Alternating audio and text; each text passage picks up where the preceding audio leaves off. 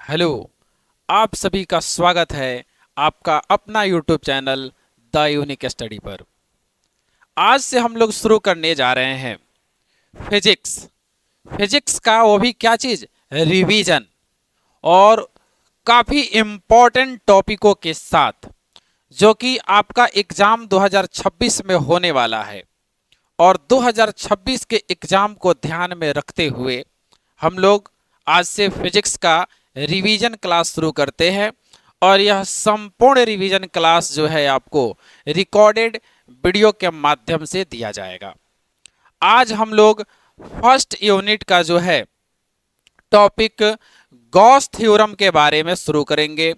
Gauss theorem से जो भी टॉपिक्स आते हैं, गॉस थ्योरम से जो भी रिलेटेड टॉपिक्स होते हैं, उन सभी की चर्चाएं करेंगे। और इस वीडियो को सीबीएसई बोर्ड वाले, बिहार बोर्ड वाले दोनों लोग ही देख सकते हैं, क्योंकि हमने आपके सुविधा के लिए हिंदी मीडियम और इंग्लिश मीडियम दोनों तरह से ये वीडियो जो है बनाया हुआ है और आपके लिए नोट्स प्रोवाइड किया हुआ है। तो चलिए शुरू करते हैं और नए अंदाजों के साथ इस पाठ का रिवीजन करते हैं। देखिए, तो हम लोग जो है सेकंड लेसन पढ़ेंगे गॉस का प्रेमियम। और इस गॉस प्रेम में जो है आपको पहले, जैसे कि आप पढ़े होंगे इलेक्ट्रोस्टैटिक्स, जिसमें पहले आपको रेस्ट चार्ज के बारे में बताया गया था। और उस चैप्टर का सबसे प्रमुख टॉपिक था कूलाम का नियम। और इस चैप्टर का जो है प्रमुख आपका टॉपिक होगा गॉस प्रेमिया, जो कि यह चैप्टर भी है और साथ में टॉपिक भी है। लेकिन इस गॉस प्रेमिया को पढ़ने के लिए आपको कुछ और भी चीज़ों को जानना होगा। जो भी उससे रिलेटेड टॉपिक होंगे उन सबको जानना होगा, जैसे फ्लक्स के बारे में, या सॉलिड कोड के बारे में, सॉलिड एंगल्स के बारे में, प्लेन एंगल्स के बारे में। इन सबको जब जान लेंगे अच्छे से, उसके बाद ही गॉस प्रेमिया को जो है हम लोग सिद्ध कर पाएंगे। तो अभी हम लोग को गॉस प्रेमिया पढ़ना है। गॉस साहब ने अपना कुछ स्टेटमेंट दिया था। उस स्टेटमेंट के तहत जो देखा जाए, क्या था उनका स्टेटमेंट? उनका स्टेटमेंट था कि किसी क्षेत्र, यानी कि तल कह सकते हैं या सतह, किसी क्षेत्र के लंबवत गुजरने वाली विद्युत बल रेखाओं या क्षेत्र रेखाओं की संख्या को विद्युत फ्लक्स कहते हैं। यानी कि इसे कैसे समझ सकते हैं हम?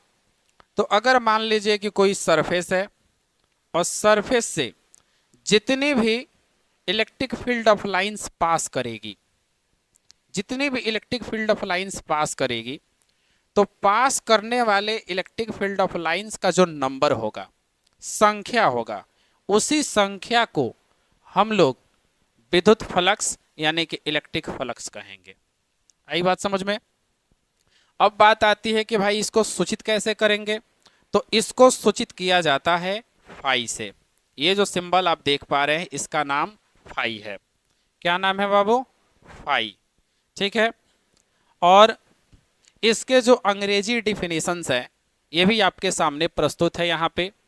The number of electric force of lines और field of lines passing through the perpendicular of any areas, या प्लेन कहेंगे, सरफेस कहेंगे, इज कॉल्ड इलेक्ट्रिक फ्लक्स। और it is denoted by phi, यानी कि इसको भी फाई से डिनोट करेंगे। सेम डिफिनीशन है, बस लैंग्वेज आपका अलग है। इसके अतिरिक्त इसके कुछ प्रमुख टर्म एंड कंडीशंस है, जिनको देख सकते हैं आप। पहला टर्म एंड कंडीशंस बताया जाता है कि इसका जो मान होगा सतह पर विद्युत क्षेत्र की तीव्रता तथा क्षेत्रफल के बराबर होता है। यानी कि टर्म एंड कंडीशन क्या है कि अगर कोई सरफेस है तो सरफेस के कुछ ना कुछ एरियाज होंगे, और इससे जो इलेक्ट्रिक फील्ड ऑफ लाइंस जो पास कर रहे हैं, तो इलेक्ट्रिक फील्ड ऑफ लाइंस जो पास करेंगे उसकी एक इंटेंसिटी होगी, जिसको तीव्रता कहा गया है। तो इन तीव्रता से और क्षेत्रफल से दोनों का जब प्रोडक्ट निकालेंगे, और भी प्रोडक्ट में कौन सा प्रोडक्ट? डॉट प्रोडक्ट, जो कि आपको 11th में पढ़ाया जाता है, cross product and dot product. जो कि वेक्टर स्केलर चैप्टर में पढ़ने को मिलता है। तो उसका जो डॉट प्रोडक्ट होगा उससे ही निकाला जाएगा। आगे हम आपको फॉर्मूला बता देंगे भी। और दूसरे टर्म एंड कंडीशंस के बारे में बताया जा रहा है कि इसका जो मान होगा विद्युत क्षेत्र की तीव्रता, वैसे विद्युत क्षेत्र की तीव्रता को हम डिनोट करते हैं ई से, एवं इसके क्षेत्रफल, तो क्षेत्रफल को डिनोट करते हैं ए से। इनका सदिश, सदिश के बारे में वेक्टर हम कह सकते हैं, यानी कि कोई भी लेटर होगा, ए होगा तो ए के ऊपर लेटर, यानी कि ए के ऊपर जो है कैप, और ई होगा तो ई के ऊपर कैप। कैप कहिए या वेक्टर कहिए, ठीक ना। तो अगर हम कैप लगाते हैं तो भी सदिश, और वेक्टर लगाएंगे तो भी सदिश। तो दोनों के सदिशों का बिंदु गुणनफल है। बिंदु गुणनफल क्या होता है, थोड़ा इशारों में देख लीजिए। जैसे कि ए और बी में हम गुणा करेंगे, इस सिंबल का यूज करेंगे तो इसको क्रॉस प्रोडक्ट कहेंगे। लेकिन ए और बी के बीच अगर हम इसे बिंदु का उपयोग करेंगे तो इसको डॉट प्रोडक्ट कहते हैं। सामान्य तौर पे देखा जाए तो इसके वैल्यू जो है एक समान होता है, परंतु सदिशीय स्वरूप में इसका वैल्यू क्या हो जाता है जी, बदल जाता है। डॉट प्रोडक्ट अलग चीजें हैं और क्रॉस प्रोडक्ट जो है वो अलग चीज है। तो इसी के दोनों के गुणनफल के द्वारा, यानी कि क्रॉस प्रोडक्ट नहीं, डॉट प्रोडक्ट के द्वारा जो है प्राप्त किया जाता है। इसके बाद देखते हैं हम लोग, यहाँ डिफिनेशंस आपको क्लियर है। देखिए एक आपके सामने जो है फिगर प्रस्तुत किया गया है, जिसमें आपको एक सरफेस दिया गया, जैसे कि ये प्लेन सरफेस एक हो गया, और इस प्लेन सरफेस से इलेक्ट्रिक फील्ड ऑफ लाइंस जो है, मैग्नेटिक फील्ड ऑफ लाइंस जो है यहाँ पास कर रहा है, फोर्स ऑफ लाइंस पास कर रहा है। तो यही चीजें जब हम इसको फॉर्मूला में कन्वर्ट करें तो फ्लक्स को डिनोट करते हैं फाई से, और फाई के साथ जब हम फार्मूला को क्रिएट करते हैं तो बताया गया कि इसमें पास करने वाला जितना भी इलेक्ट्रिक फील्ड ऑफ लाइंस का इंटेंसिटी होगा, इंटेंसिटी का मतलब हो जाएगा बाबू ई, और फिर इसकी एरिया, इस सरफेस की एरिया यहाँ देख सकते हैं दिया गया है ए, इस ए को यहाँ नोट करेंगे, और दोनों का जब डॉट प्रोडक्ट निकालते हैं, और अभी कैसा dot product, vector dot product, यानी कि दोनों के ऊपर वेक्टर लगा देते हैं। तो वेक्टर डॉट प्रोडक्ट जो निकालेंगे वो फ्लक्स यानी कि फाई के इक्वल होगा, ठीक ना। आई बात समझ में। अब बात करते हैं कि भाई अगर ये एरिया बड़ा है, एरिया बड़ा है तो ए यूज करेंगे, परंतु अगर एरिया छोटा हो तो एरिया छोटा होगा तो फाई के वैल्यू जो होंगे बदल जाएंगे थोड़े से, vector E dot vector D A होगा, यानी कि डी का मतलब डायमिस्ट, डायमिस्ट का मतलब होता है छोटा, तो छोटा एरिया होगा, यानी कि फाई इक्वल आपको मिलेगा ई डॉट डी ए। इसके अतिरिक्त भी आपको एक फॉर्मूला मिलेगा, यानी कि यह फॉर्मूला कब मिलेगा, जब इंटेंसिटी और एरिया के बीच का कोण जो है थीटा हो। तो जब भी थीटा हो, कोण दिया गया हो, तो कोज्या के गुणनफल के साथ लिखते हैं। कोज्या का मतलब होता है कॉस थीटा, तो कोज्या के साथ जब लिखेंगे तो फाई का वैल्यू क्या हो जाएगा, फाई का वैल्यू हो जाएगा ई ए कॉस थीटा, या फाई का एक दूसरा फॉर्मूला जब डायमिस्ट वाला होगा तो E D A cos theta. तो ये इसका फॉर्मूला हो सकता है, जो कि आपको यहाँ इलेक्ट्रिक फ्लक्स फाई का वैल्यू का जो फॉर्मूला है ई ए कॉस थीटा आपको यहाँ लिख करके दिखाया गया है। अब इससे रिलेटेड कुछ और भी बातें हैं, जैसे कि ये सदिश है कि यदिश है, इसका मात्रक क्या होता है और इसका डायमेंशन क्या होता है, इसको भी जानेंगे हम लोग। तो वैसे देखा जाए तो इलेक्ट्रिक फ्लक्स यानी कि विद्युत फ्लक्स जो होता है वो अदिश राशि है। कैसा राशि, अदिश राशि, स्केलर क्वांटिटी है। मैंने आपको स्केलर और वेक्टर दोनों पढ़ाया, तो उसमें से ये स्केलर क्वांटिटी है। इसके एसआई यूनिट के बारे में बात करें, एसआई यूनिट, तो एसआई यूनिट होता है न्यूटन मीटर स्क्वायर, और यहाँ कुलाम, ठीक ना, न्यूटन मीटर स्क्वायर और कुलाम होता है। या एक और यूनिट होता है वोल्ट मीटर, क्या होता है जी, वोल्ट मीटर। और अगर इसका हम डायमेंशन की बात करें तो डायमेंशन होता है ml3T-3 A-1। क्या होगा? ml3T-3 और A-1, ये होता है इलेक्ट्रिक फ्लक्स का जो डायमेंशन। तो ये तो केवल अभी आपका चैप्टर का परिचय समझिए, क्योंकि चैप्टर में आपको फ्लक्स पढ़ना था और फ्लक्स के बारे में हमने आपको बताया। अब अगर इससे रिलेटेड और भी आगे टॉपिक हम लोग समझना है, तो अगर समझने की कोशिश करते हैं तो बातें आती है कि भाई हम लोगों को इसमें गॉस प्रमेय को सिद्ध करना है, और गॉस प्रमेय को जब सिद्ध करना है, गॉस थ्योरम को जब प्रूफ करना है, तो उसके लिए और भी छोटे छोटे टॉपिक्स को जानना पड़ेगा। और उसके लिए आपको कौन कौन से टॉपिक जानना है, तो एक टॉपिक आपके सामने निकल के आता है जिसका नाम है समतल कोण, जिसको हम लोग प्लेन एंगल्स कहते हैं। आइए इन डेफिनेशंस को समझते हैं। बताया जा रहा है कि किसी रेखा के द्वारा किसी बिंदु पर बना हुआ कोण, ध्यान रखिएगा, अगर कोई बिंदु है, कोई यहाँ पॉइंट लेते हैं और इस पॉइंट पर मान लीजिए कि किसी लाइन के द्वारा, कोई लाइन सेगमेंट लेंगे, लाइन सेगमेंट के द्वारा जो भी एंगल्स बनेगा, यहाँ θ1 का एंगल्स, समझ रहे इस बात को। तो किसी भी डॉट के साथ लाइन सेगमेंट लेते हैं, रेखा का टुकड़ा लेते हैं, और उसके साथ जो एंगल्स बनेगा उसी को क्या कहेंगे? उसी को कहेंगे प्लेन एंगल। क्या कहेंगे? प्लेन एंगल कहेंगे। और इसको डिनोट किससे करेंगे बाबू? थीटा से। इसको डिनोट करेंगे थीटा से। कोई दिक्कत?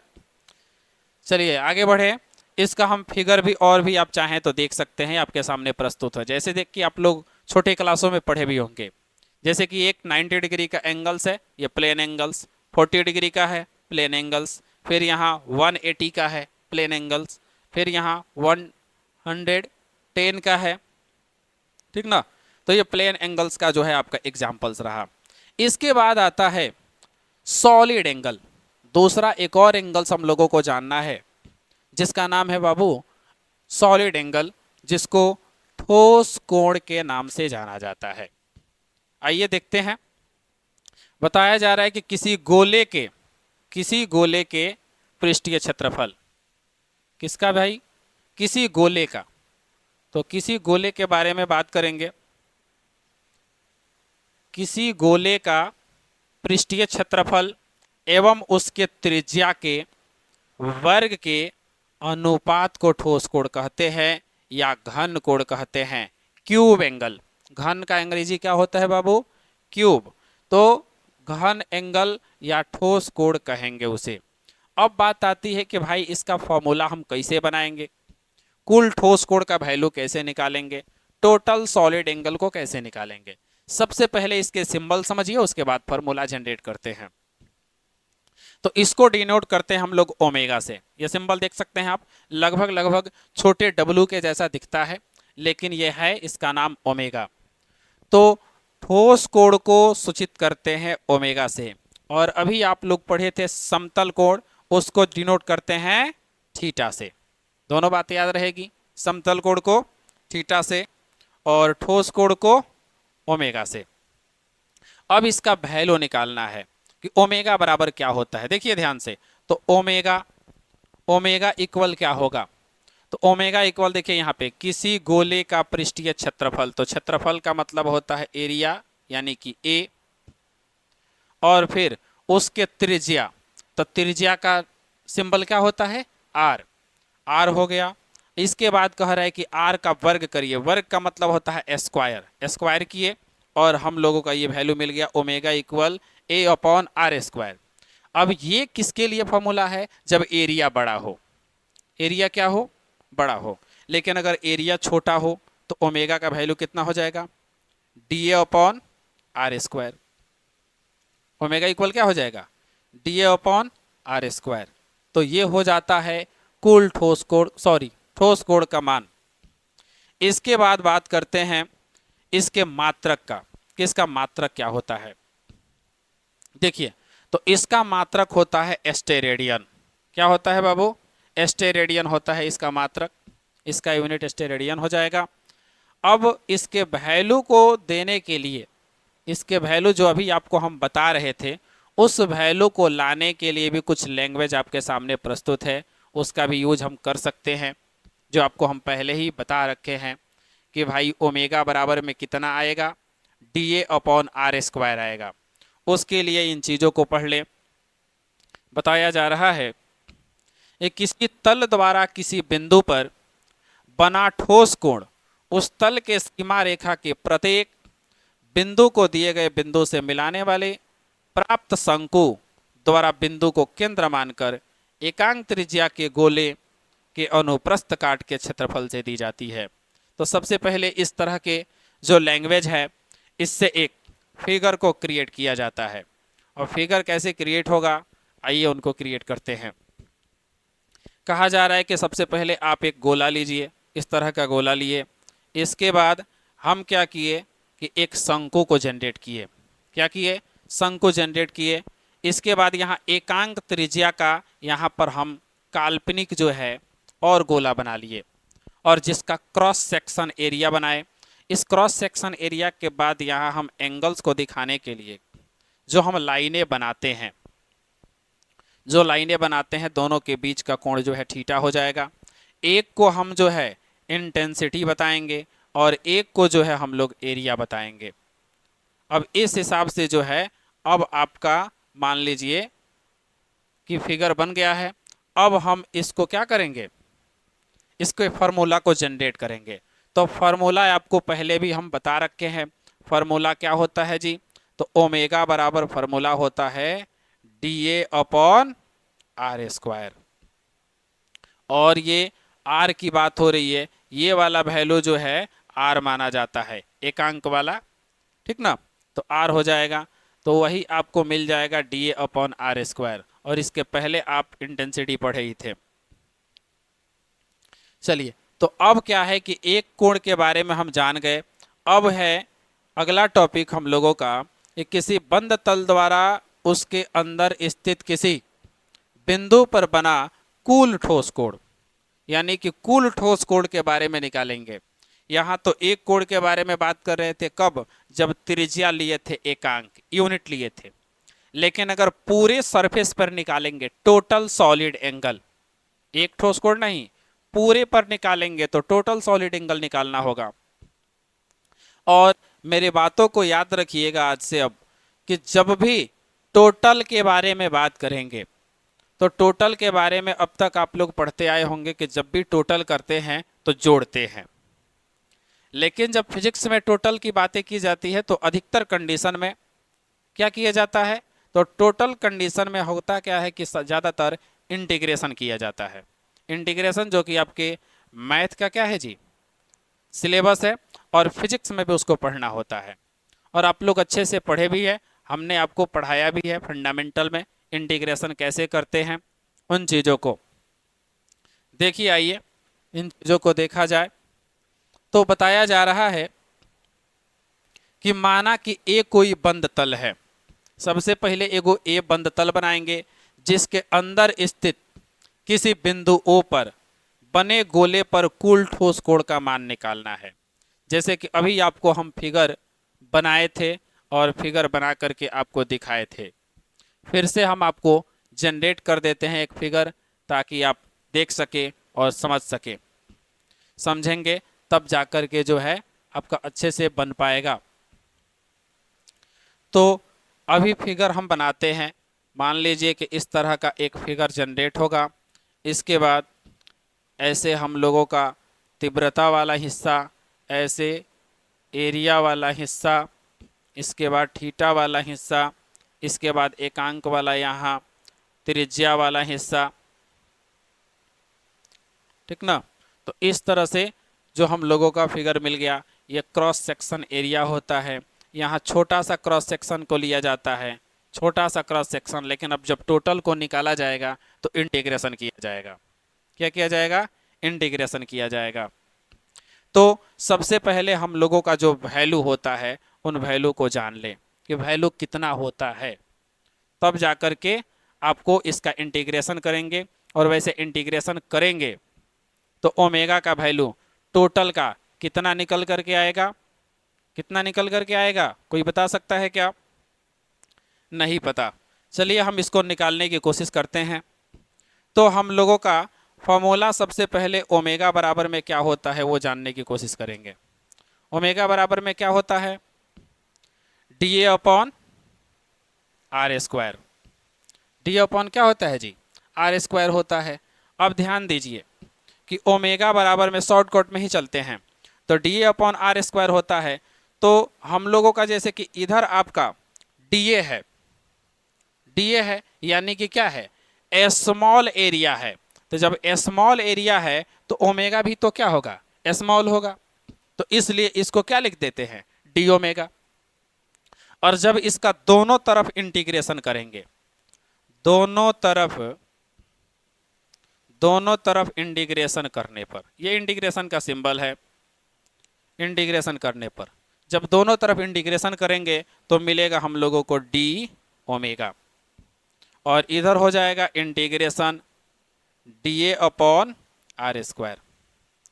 अब ध्यान दीजिए कि यहाँ इंटीग्रेशन के साइन से डी जो है खत्म हो जाता है। याद रखना है, इंटीग्रेशन के साइन से क्या हो जाएगा? डी खत्म हो जाएगा। जब इंटीग्रेशन से डी खत्म हो जाएगा तो केवल क्या बचेगा? ओमेगा। केवल क्या बचेगा बाबू? ओमेगा बचेगा। तो यहाँ ओमेगा हो गया और इक्वल, यहाँ देखिए आर, आर यानी होता है त्रिज्या, और यहाँ त्रिज्या हम लोगों ने लिया है, तो त्रिज्या को हम लोग नियत मानते हैं। जब नियत मानेंगे तो उसको बाहर निकालेंगे। नियत यानी कांस्टेंट, और कांस्टेंट का इंटीग्रेशन नहीं होता, उतना वैल्यू चेंज नहीं होगा। तो हम लोग का वैल्यू मिल जाएगा 1 अपॉन आर स्क्वायर, और इंटीग्रेशन में बच जाएगा कितना? डी ए बच जाएगा। ध्यान दीजिए। अब यहाँ ध्यान देंगे, ओमेगा बराबर में 1 upon R square, 1 upon R square हो गया, और इंटीग्रेशन से डी खत्म हो जाएगा। जब इंटीग्रेशन से डी खत्म हो जाएगा, ये चीज़ आप जानते हैं, तो यहाँ तो मान लीजिए कि डॉट प्रोडक्ट है, और बचेगा केवल क्या? एरिया। एरिया बचेगा। और एरिया, अब यहाँ हम किसी बंद काल्पनिक सतह लिए थे, और बंद काल्पनिक सतह लिए थे, और बंद काल्पनिक सतह जो लिए थे वो गोल ले लिए, गोलाकार ले लिए। तो गोलाकार ले लिए तो स्फीयर, और स्फीयर का एरिया क्या होता है ये अब आप बताइए। तो ओमेगा बराबर में हो जाएगा 1 अपॉन आर स्क्वायर, और एरिया का वैल्यू क्या होता है जी? 4 पाई आर स्क्वायर। क्या होता है? 4 पाई आर स्क्वायर। और देखिए यहाँ इनटू में है तो आर स्क्वायर से आर स्क्वायर क्या हो जाएगा जी? कैंसिल हो जाएगा। आर स्क्वायर से आर स्क्वायर कैंसिल हो गया, तो ओमेगा बराबर में क्या बचेगा? मल्टीप्लाई कर लीजिए 1 से, तो बचेगा केवल 4 पाई। तो इस तरह से कुल ठोस कोण का मान निकल करके कितना आया? 4 पाई। तो अभी आप 3 टॉपिक पढ़े, समतल कोण पढ़े, ठोस कोण पढ़े, और कुल ठोस कोण पढ़े। इन तीनों को अच्छे से पढ़ेंगे तब जाकर के जो है आपका गॉस थ्योरम सिद्ध हो पाएगा। तीनों चीजें अच्छे से समझ में आई? इसे नोट कर लिया है आप? ठीक है, नोट करिए, हम वेट कर लेंगे। आइए उसके थोड़े से अभी अवशेष बचे हुए हैं, जैसे कि अतः गोला पर बना हुआ कुल ठोस कोण 4 पाई स्टेरेडियन होता है। ये इसके यूनिट्स के बारे में भी बता दिया साथ में। तो कुल ठोस कोण का मान 4 पाई, और स्टेरेडियन का वैल्यू तो आप जानते ही हैं, स्टेरेडियन जो बताया गया यूनिट है उसका। तो आज हम लोग गॉस थ्योरम को सिद्ध करने के लिए सभी जो कि प्रमुख टॉपिक थे उनको देखे। अब जो है इस सिलसिले को आगे बढ़ाते हुए हम लोग नए वीडियो में मिलेंगे। तब तक के लिए धन्यवाद। और अगर आप YouTube चैनल को सब्सक्राइब नहीं किए हैं तो सब्सक्राइब कर लीजिए, और अपने मित्रों के साथ शेयर कर दीजिए ताकि उनका भी लाभ हो सके। मिलते हैं हम लोग नए वीडियो में, तब तक के लिए जय हिंद,